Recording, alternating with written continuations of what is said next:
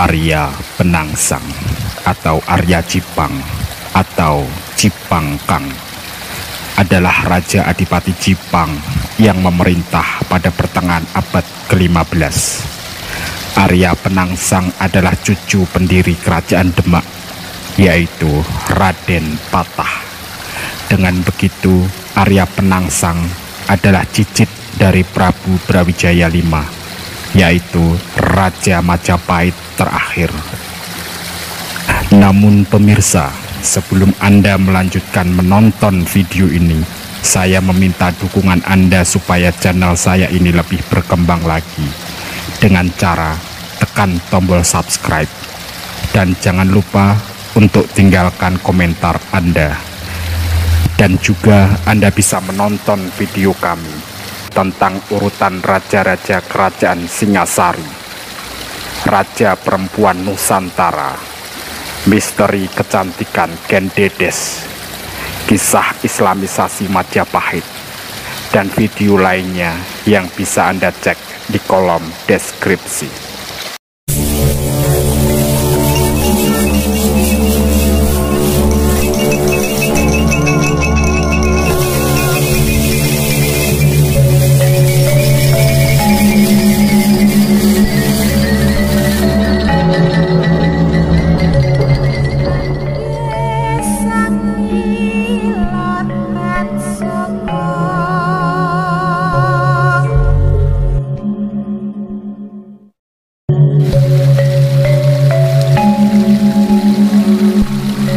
Pada tahun 1521, Pangeran Sebranglor atau lebih dikenal dengan nama Pati Unus meninggal dunia tanpa keturunan. Kedua adiknya bersaing memperebutkan tahta, yaitu Raden Trenggono dan Raden Kikin. Raden Trenggono atau adik kandung Pangeran Pati Unus sama-sama lahir dari permaisuri Raden Patah. Sedangkan Raden Kikin meskipun lebih tua usianya dari Sultan Trenggono, tapi lahir dari selir, yaitu putri Bupati Cipang yang bernama Ratu Ayu Retno Panggung. Dalam persaingan ini tentu saja Raden Mukmin memihak ayahnya, yaitu Sultan Trenggono. Ia mengirim pembantunya yang bernama Ki Surayata untuk membunuh Raden Kikin sepulang salat Jumat. Raden Kikin tewas di tepi sungai, sedangkan para pengawalnya sempat membunuh Ki Surayata. Sejak saat itu, Raden Kikin terkenal dengan sebutan Pangeran Sekar Sedo ing Lepen, yang artinya bunga yang gugur di sungai. Pangeran Sekar Sedo ing Lepen. Pemerintahan Sultan Trenggono memerintah Kesultanan Demak tahun 1521 sampai 1546. Sepeninggalannya, Raden Mukmin selaku putra tertua naik tahta dan menjadi Raja Demak selama 3 tahun antara tahun 1546 sampai 1549. Ambisinya sangat besar untuk melanjutkan usaha ayahnya menaklukkan Pulau Jawa. Namun keterampilannya dalam berpolitik sangat rendah. Ia lebih suka hidup sebagai ulama suci daripada sebagai raja.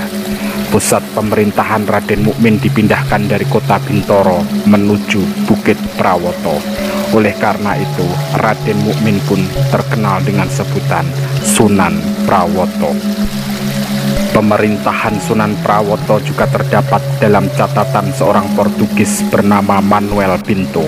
Pada tahun 1548, Manuel Pinto singgah ke Jawa sepulang mengantar surat untuk Uskup Agung Pastor Vicente Viegas di Makassar.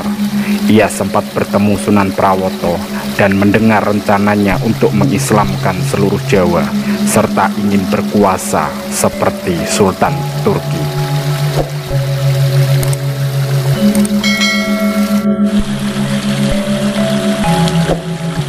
Diceritakan bahwa Penangsang diperoleh Arya saat ayahnya terbunuh. Arya Penangsang dihanyutkan di sungai sampai akhirnya Temangsang atau nyangkut di pohon kecil. Kemudian ia ditemukan oleh Sunan Kudus. Jadilah nama panggilannya Arya Penangsang. Sejak kematian ayahnya, Arya Penangsang berguru pada Sunan Kudus. Arya Penangsang menggantikan kedudukan ayahnya sebagai Adipati Jipang. Saat itu usianya masih anak-anak, sehingga pemerintahannya diwakilkan oleh Patih Mataun. Ia dibantu oleh salah satu senopati Kadipaten Jipang yang terkenal bernama Tohpati. Wilayah Jipang sendiri saat ini terletak di Kecamatan Cepu, Kabupaten Blora, Jawa Tengah. Arya Penangsang mendapat dukungan dari gurunya, yaitu Sunan Kudus, untuk merebut takhta kerajaan Demak yang saat itu dikuasai oleh sepupunya sendiri, yaitu Sunan Prawot. Pada tahun 1549, Arya Penangsang mengirim anak buahnya yang bernama Rangkut untuk membalas kematian ayahnya. Menurut babat Tanah Jawi, pada suatu malam, Rangkut berhasil menyusup ke dalam kamar tidur Sunan Prawoto. Sunan Prawoto mengakui kesalahannya yang telah membunuh Pangeran Seto ing Lepen. Ia rela dihukum mati asalkan keluarganya diampuni. Rangkut pun setuju, lalu menikam dada Sunan Prawoto yang pasrah tanpa perlawanan itu sampai tembus. Ternyata istri Sunan Prawoto sedang berlindung di balik punggungnya. Akibatnya ia pun tewas pula. Melihat istrinya meninggal, Sunan Prawoto marah dan sempat membunuh Rangkut dengan sisa-sisa tenaganya.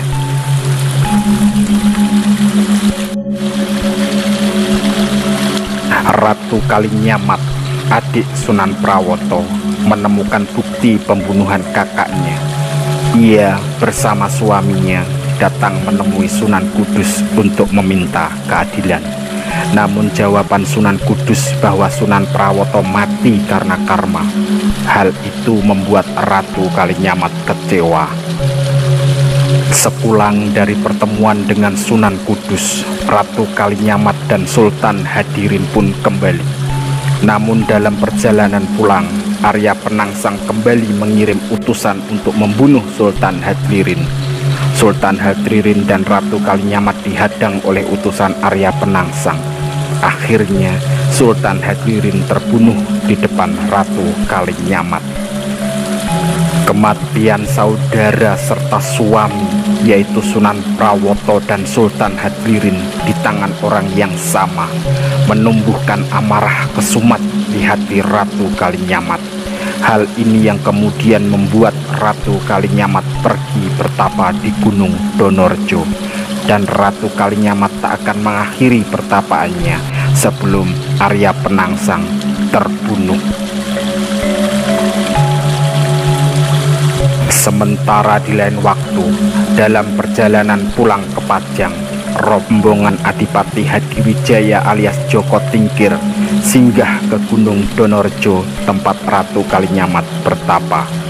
Ratu Kalinyamat mendesak Hadiwijaya agar segera membunuh Arya Penangsang. Lalu dirinya yang mengaku sebagai pewaris tahta Sunan Prawoto, sang ratu berjanji akan menyerahkan Demak dan Jepara jika Joko Tingkir menang. Hadiwijaya alias Joko Tingkir segan memerangi Arya Penangsang secara langsung karena merasa dirinya hanya sebagai mantu keluarga Demak. Maka diumumkanlah sayembara, barang siapa dapat membunuh Arya Penangsang maka akan memperoleh hadiah berupa tanah Pati dan tanah Mataram. Kedua kakak angkat Hadiwijaya, yaitu Ki Ageng Pemanahan dan Ki Panjawi, mendaftar sayembara itu. Demikian juga putra kandung Ki Ageng Pemanahan yang bernama Sutowijoyo ikut pula mendaftar dalam sayembara. Sayembara menumpas Arya Penangsang tahun 1549 merupakan pengalaman perang pertama bagi Sutowijoyo. Ia diajak ayahnya Ki Ageng Pemanahan untuk ikut serta dalam rombongan pasukan menumpas Arya Penangsang. Hadiwijaya pun merasa tidak tega karena Sutowijoyo saat itu masih berusia belasan tahun. Oleh karenanya, Hadiwijoyo menyiapkan pasukan Pajang dan memberikan tombak Kiai Pleret untuk membantu Ki Ageng Pemanahan dan putra kandungnya, yaitu Sutowijoyo, untuk mengalahkan Sultan Demak kelima, Arya Penangsang. Ki Juru Martani sendiri merupakan orang yang sangat cerdik dan pandai dalam mengatur siasat. Sejak semula, ia telah mengatur strategi dengan menempatkan Sutowijoyo, putra Ki Ageng Pemanahan, untuk membunuh Arya Penangsang. Karena Sutowijoyo merupakan anak angkat Hadiwijaya, maka ia pun tak tega pada putra angkatnya ini dan memberikan pasukan Pajang untuk mengawal Sutowijoyo.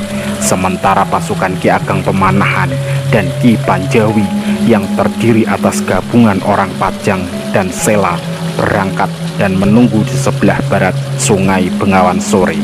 Tapi karena sungai tersebut telah dimantrai Sunan Kudus, maka Ki Juru Martani melarang mereka menyeberang sungai tersebut. Lalu bagaimana caranya membuat Arya Penangsang keluar menghadapi mereka?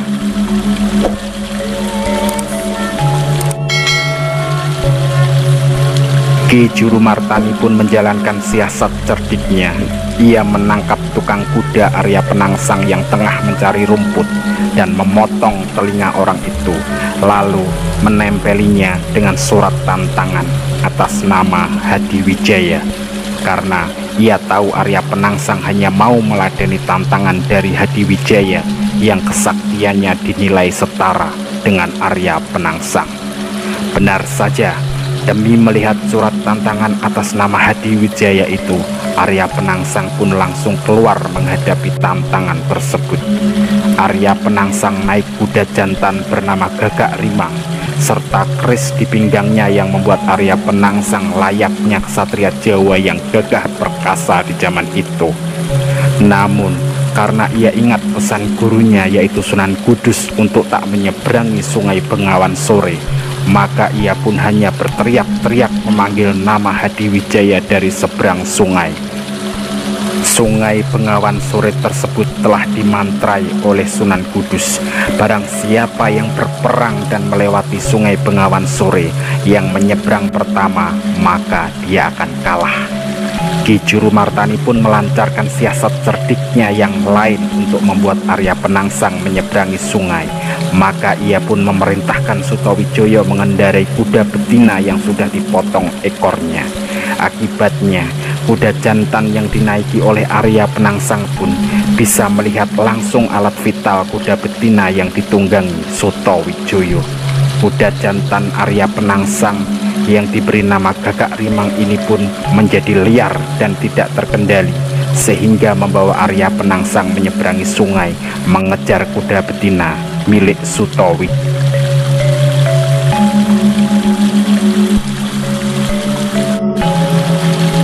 Ketika Arya Penangsang baru saja mencapai tepi barat, Sutowijoyo langsung menusuk perut Arya Penangsang dengan menggunakan tombak pusaka Kiai Pleret pemberian Hadiwijaya.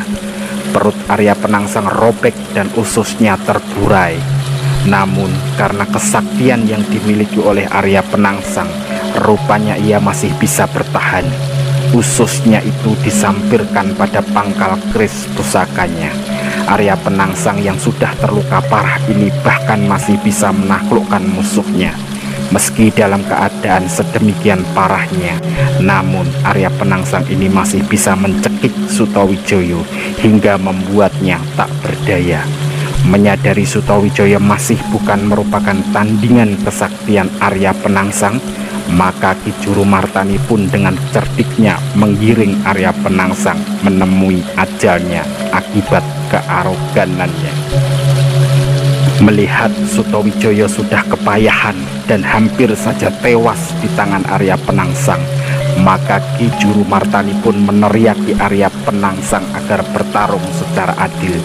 Karena Sutowijoyo menusuk perutnya dengan tombak pusaka, maka Ki Juru Martani pun meminta Arya Penangsang membunuh Sutowijoyo dengan keris pusakanya.